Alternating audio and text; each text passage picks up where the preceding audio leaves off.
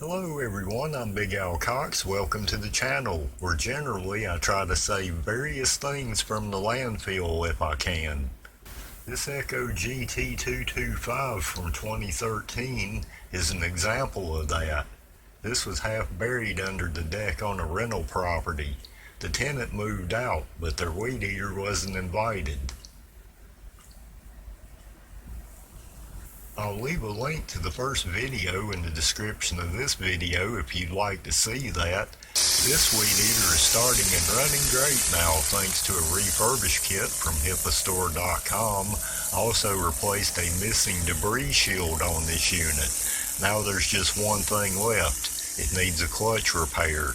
When the machine is at idle or during start, the trimmer head is moving, and a bad clutch is what makes it do that. When I got this machine, it had no debris shield. The debris shield has two jobs. That's to keep the string length in check for the machine's desired load and extra protection from flying debris. Think before you take these things off.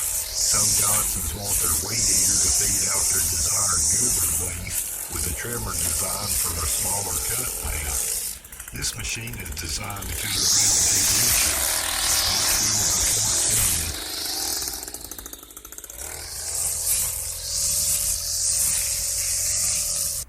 This will put a bigger strain on the clutch, drum bearing, and the engine. Just saying, you shorten the life of your weed eater and wear the parts out quicker. And if you have one of the feed heads on these, you definitely want the guard on there with the blade to keep the string length in check.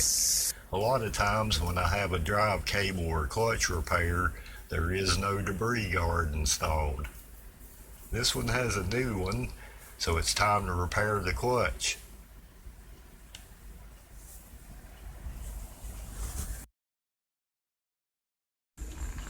New clutch and drum are here from Saul Salvage's eBay store.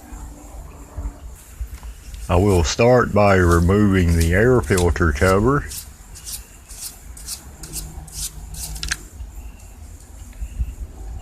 Next, I'll loosen this throttle cable mount nut with a 10mm wrench.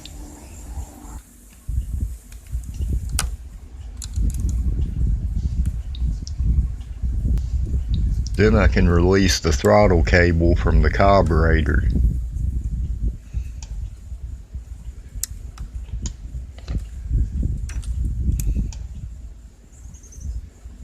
Next, I will need to disconnect the wires that run to the kill switch. There's a metal strap that holds these connectors. Release the wires from that and disconnect each one. You can mark the connection if you need to, but basically they are just male and female connectors.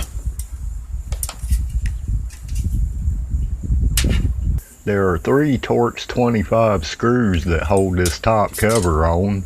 In fact, all these assembly bolts are a T25 Torx size. Where there's plastic to plastic, you will have the rough threaded screws. And when the screws go in the metal, they are fine threaded.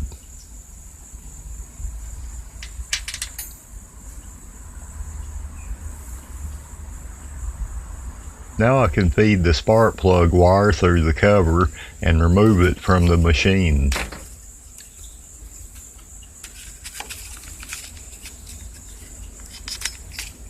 I'll use the same Torx T25 to remove the 3 screws that hold the gas tank on.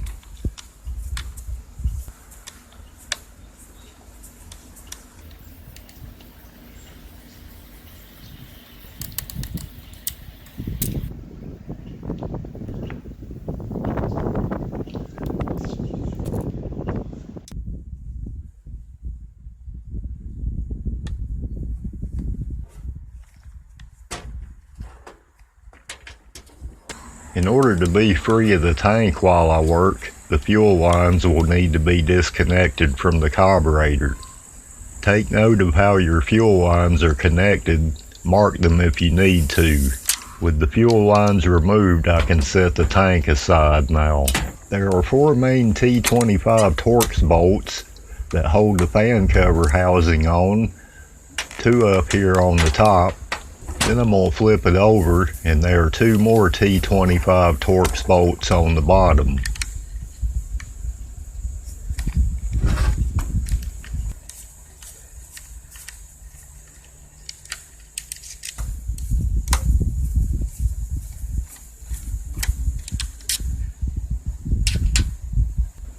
These 2 bolts will loosen the fan cover housing from the shaft. There is a final bolt attached to the muffler heat shield.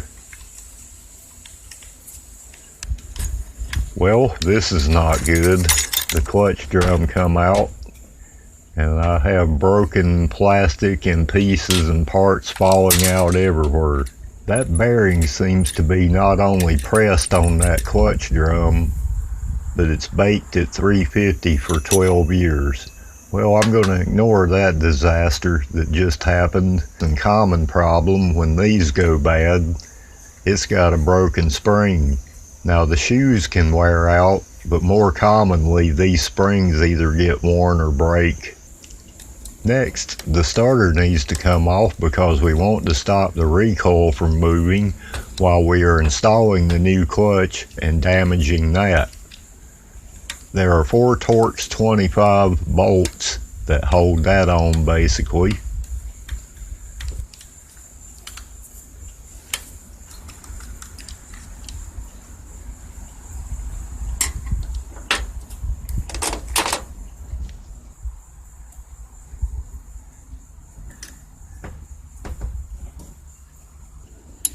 A 3/4 inch deep well socket will remove the spark plug.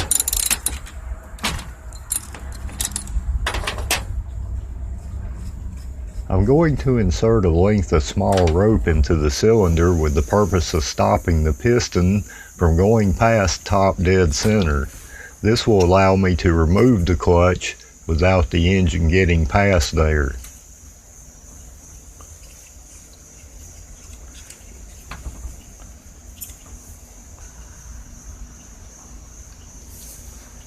I got my Big Daddy Craftsman pliers here.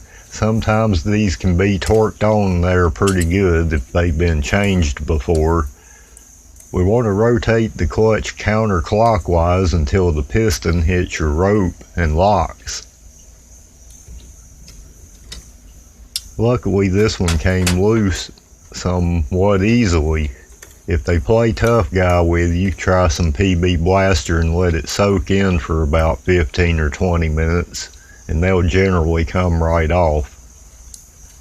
I have some NAPA parts cleaner here. I'm going to try to spray out some of the dirt and grime that I see in the cavity here, and generally the engine fins and the crevices, then give it a good air blowout. It won't fix it, but it'll be different in a good way.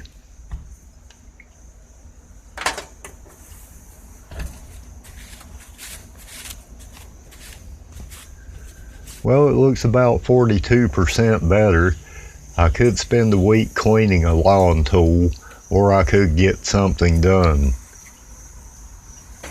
Just no loose debris or blockages. That's mainly what I'm concerned with. New clutch out of the bag. This will screw on the engine shaft clockwise.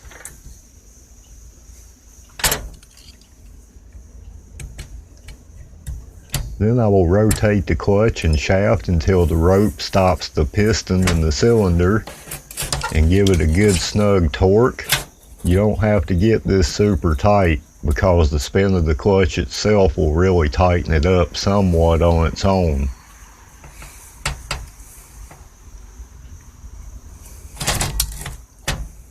Okay, new clutch installed. Now I'm going to have to address the issue with the clutch drum and the fan housing. But I've got a feeling it's not good with all the crap that fell out of that housing. I discovered that my fan cover has some damage to it. And these 2 clutches are actually different from each other. This one has a bearing already attached to it, This one don't. So in order to use this housing, I would have to replace that bearing, and there's supposed to be a snap ring there that's missing, and you can see where this part of the clutch drum has been eating up this housing right here. So I'm not so sure that ordering a snap ring and a new bearing would even fix this.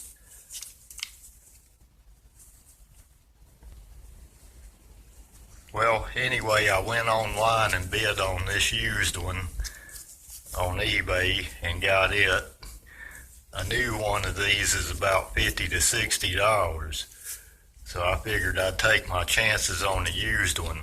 But you see how this clutch is already attached in there and doesn't come out.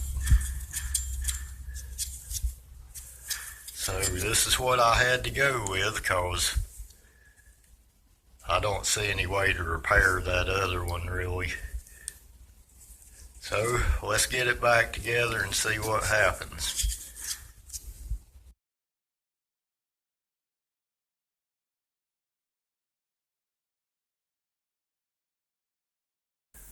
When you go to put your fan cover housing back on, make sure you lock into your drive cable.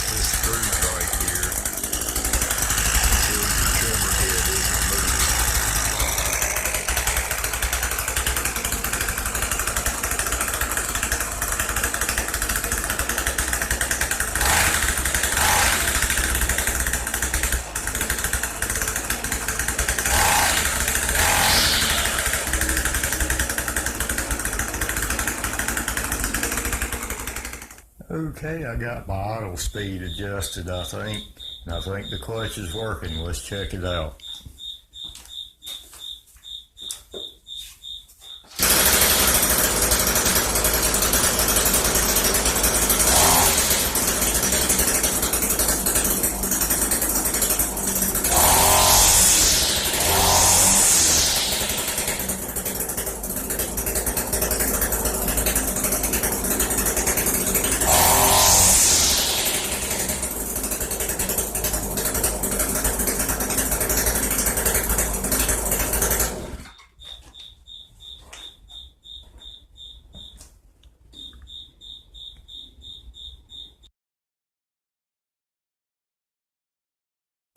It's a few days later. I've actually not got to test a new clutch under a load yet. Life happens, you know. But this will be a good cold start with the Hipa carburetor. The clutch seems to be working. Now this is not the normal kind of thing around my yard, but will be a good test for a load, I think. This is some dead grass and weeds around a clothesline pole. I'll push the primer bulb a few times and full choke it. It's a warm day, so it may not need that really.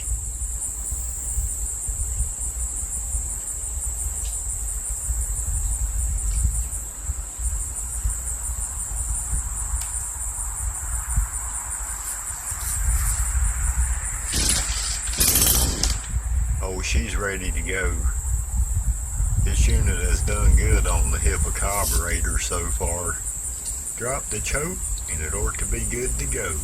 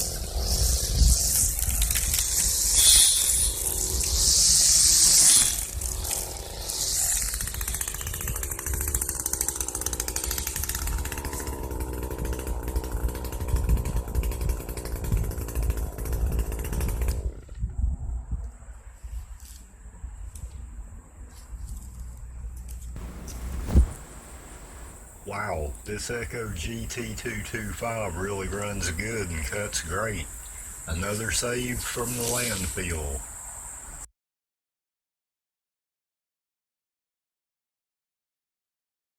This trimmer was half buried under the deck on a rental property. The tenant moved out, their weed eater was not invited.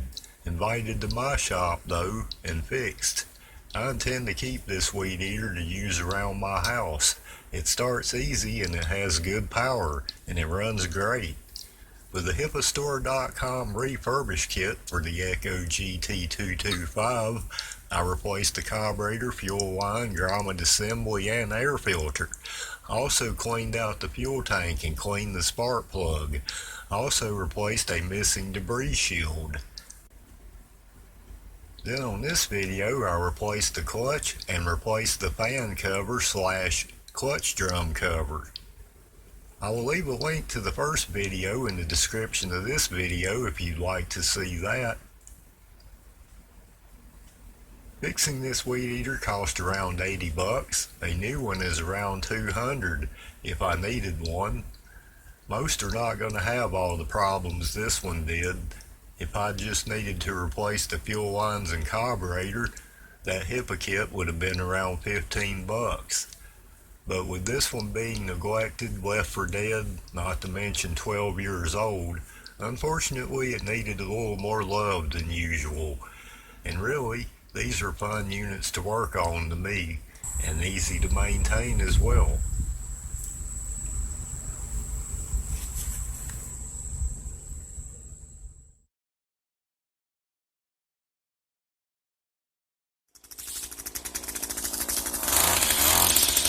Another save from the landfill. I'm Big Al Cox. Please let me and others know about your experiences with an Echo GT or SRM225 weed eater. This one is from 2013, but I would say it's good to go another 3 to 4 years with good maintenance. I think I'll do one more video, perhaps replacing the string head with the feed unit. Not that this head isn't okay for a run around the house without changing the string really, but I'd like to have a little more control over that. Until next time, my friends, more videos will come soon. Blessings from my shop to yours.